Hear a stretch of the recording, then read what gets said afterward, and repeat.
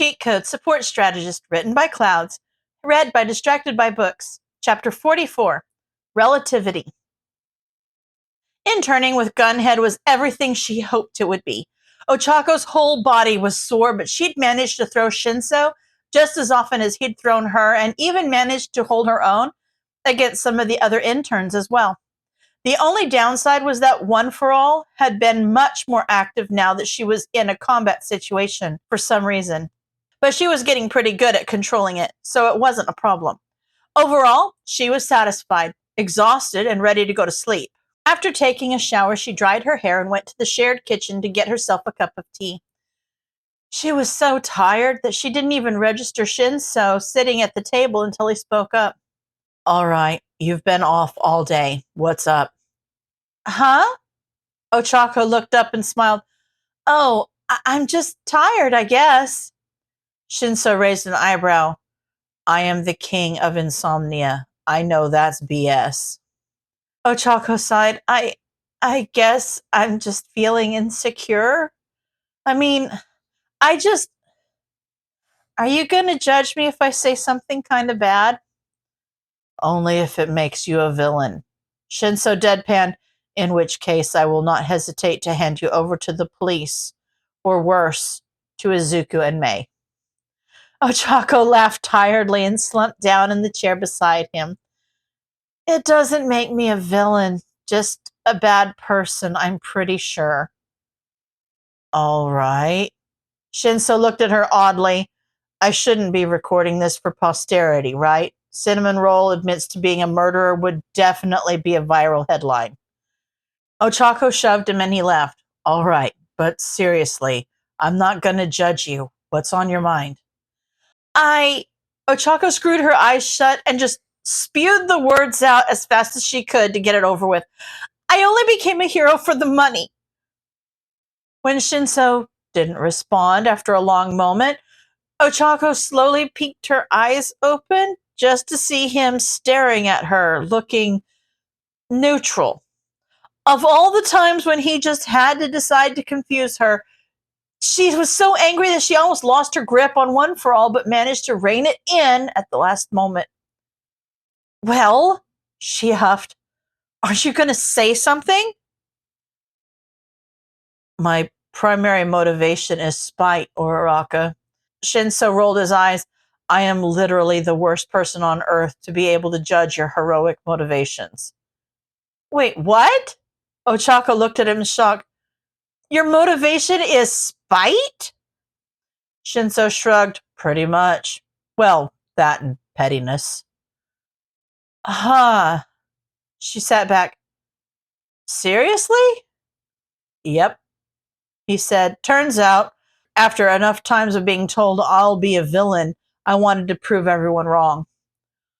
"Oh." Ochako nodded. "I guess that makes sense. I mean, it's still better than just wanting to be rich." "Debatable." Shinso grinned. "But if you're feeling insecure, you should talk to Mei-chan. She's an inventor because she's insane, obviously, but she's also planning on owning a company and being filthy rich.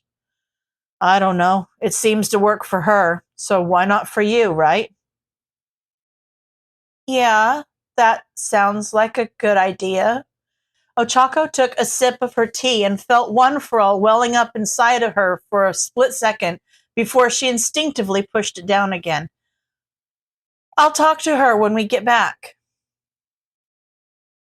Izuku grinned at Mei's reactions to everything as Melissa gave them a tour around the island. He didn't think her eyes ever stayed still, zooming in and out on every detail she could find as they both nerded out and asked questions about everything. There were so many cool quirks and even more cool tech on display everywhere, and by the time they reached the building Melissa's dad worked in, Mei had already filled half a notebook just with ideas for inventions. It was awesome. The security on Island was especially impressive. To get to Dr. Shield's office, they had to pass through 2 layers of security at the building. Then there was a biometric lock and a key card entry to get to his private lab. He was immersed in a project, but looked up when he heard them come in. "Ah, Melissa, Right on time. Dr. Shield grinned. And these must be Power Loader's gremlins that I've heard so much about. All good things? Izuku began, but May cut him off. Don't care. Are those temperature regulators? Her eyes were wide as she ran up to the device he had been working on. Wait, are you just using water vapor? I see that none of the stories about your eagerness to invent were exaggerated. Dr. Shield laughed. And yes, sometimes the best solutions are actually the simplest. It's just our job to make them usable and convenient. May looked at the device from every angle, and Izuku could see her quirk working overtime as she took in every angle before looking at the doctor for permission. When he nodded, she picked up the device and started fiddling with it. You might want to move the capacitor over here. It's a little too far from the water tank to be effective. Dr. Shield smiled. Good work. You pass. May didn't even look up as she kept fiddling with the device. Pass? It's a test that Dad gives newcomers, Melissa explained. Let them handle an old invention and see if they can point out what's wrong with it. Old invention? May put the device back on the table. That means there's new improved versions of this baby. Where are they? Can I see them? They're all around you. Dr. Shield gestured widely to the whole room. I designed the entire climate control system for this building and most of the other buildings on this island. Never greenlight an invention you're not willing to use yourself, right? Right! May grinned. So, what's the plan? I can't wait to start making babies with all these fun toys. Are we going to be building robots? Networking? What are we doing?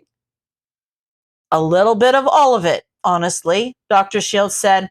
It's getting late, so tonight we'll just let you get familiar with the lab where you'll be spending most of your time. And then tomorrow, we'd like each of you to choose a project to work on this week. We'll help you out with design and troubleshooting and basically workshop it all together. Does that sound good? May grabbed Izuku's hand and started pulling him from the room. Let's go, Izuku! We're wasting baby-making time! But May-chan! Izuku yelled at her as the shields laughed behind them. You don't even know where we're going! Tenya turned down his covers and resisted the urge to beat up the pillow he had been provided by Manuel's agency. Half a day in Hosu, and he hadn't seen any sign of the hero killer. He couldn't have moved on to another city, not with only one victim here, so he had to be around, and Tenya would find him. He took a deep breath. He just had to be patient. Stain was a master at laying low, so it was understandable that he was still hiding in the shadows. He had all week to find him, so he just had to be patient. Ochako had woken up refreshed and exhilarated, ready for another day of sparring and maybe even a patrol or two if they were lucky. The worries and insecurities were still there, obviously, as was One for All. But she was able to let all that fade into the background as she focused on everything she was here to learn. Most of the other interns were already there when she skipped into the kitchen. Good morning! Good morning, Uraraka. Shinso grinned. How'd you sleep? Like someone knocked me out, Ochako answered. It was amazing. Well, I'm glad you're finally here to make us breakfast, one of the other interns laughed. I mean, the woman's place is in the kitchen, so I don't know what took you so long. Ochako stopped and stared at him, as did the other interns. Shinso gave the kid a long, disappointed look before sighing. Would you care to repeat that? Come on, guys, it was a joke. The kid rolled his eyes. You know, because she's the only girl. It's not like I actually expect her to make breakfast for all of us, though I wouldn't complain if... Yeah, that's enough. Shinso took a sip of his coffee as the kid's body went slack under his control. Misogyny isn't a funny joke, and Uraraka has every right to slap you for that. But let's save her the effort, yeah? Slap yourself in the face and then wake up. There was a slap and a chorus of laughter from the rest of the watching interns as the kid woke up and started stuttering out an apology. Ochako caught Shinso smiling even though he tried to hide it by taking another sip of coffee. She shook her head and rolled her eyes at him, but he just grinned wider and took another sip. She still couldn't believe that he was becoming a hero out of spite, but from what she knew of him, it made sense. And honestly, maybe part of the reason he was such a strong hero was because he was constantly having to stand up for himself and do things his own way. It was admirable, and he made it work, despite how it might sound to someone who didn't know him. Ochako didn't know if she could do the same. She still felt really guilty about wanting to be a hero just for money, but maybe if she talked to May about it, she might be able to give it a chance, at least. Ochako still wasn't sure if Shinso was telling the truth about May being motivated by money, too. But if he was, then at least maybe she'd know she wasn't alone. She let her insecurities fade into the background as Gunhead led them through warm-ups and ordered them to spar. Ochako grinned at Shinso and he looked bored. But at this point, she was about 75% sure that meant he was actually taking her seriously. She charged first, going through the movements that Gunhead had taught them yesterday and forcing Shinso to take a step back before he was able to move to counter her. She still felt like a fake, but the repetitive movement and action helped. The trade-off, of course, was that One for All seemed to wake up as soon as she was in any sort of combat situation. But she was confident that she could make it stay where she wanted it to. She launched a punch at Shinso and was unsurprised when he sidestepped her and grabbed her arms. She felt One for All well up in her as he followed through with the move and started forcing her to the floor, but she pushed it away. Maybe after she'd talked to May, she'd be able to... Her eyes widened as she felt One for All push back. She tried to stamp down on the power like she had been doing for days now, but this time the power was like a tsunami, and whatever control she'd assumed she had over it was washed away as she felt gravity shift. David Shield tinkered away in his private lab, working on an actual project this time. He had been impressed that the Hatsume girl didn't even need prompting to tell him what was wrong with the invention, and he was excited to see what she would choose for her project this week. Nedzu had warned him that Midoriya would seem quiet in comparison, but that he was just as smart and observant as Hatsume was, if not even more so. So they should give him a quirk or a computer program to work on rather than discounting him. David was sure the boy would get along well with their analysts, so he wasn't too concerned. If Nedzu said the boy was smart, David wasn't stupid enough to think he was anything less than a genius. Suddenly, there was a crash, and David jumped to his feet to see a young girl in what looked to be a hero costume steadying herself against the table. She looked up at him with wide eyes for a moment, and he only briefly noticed that she looked both green and absolutely exhausted before she stumbled quickly toward the nearest trash can and started puking her guts out. He was torn about whether he should comfort her or call security, and he ended up just staring at her in shock as she hunched over and grabbed her stomach. How had she gotten in? She felt vaguely familiar, but then again, she was also a teenage girl that looked like every other teenage girl he'd ever seen. So he didn't trust that enough for it to do any good, especially since she had somehow gotten into his private office. There were 2 layers of security just outside the door.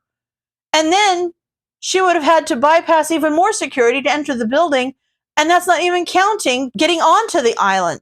And yet, he was fairly certain that the only teenagers authorized to get on the island this week were his interns, which, considering that he didn't even know who this girl was, meant that there was something really wrong with their security.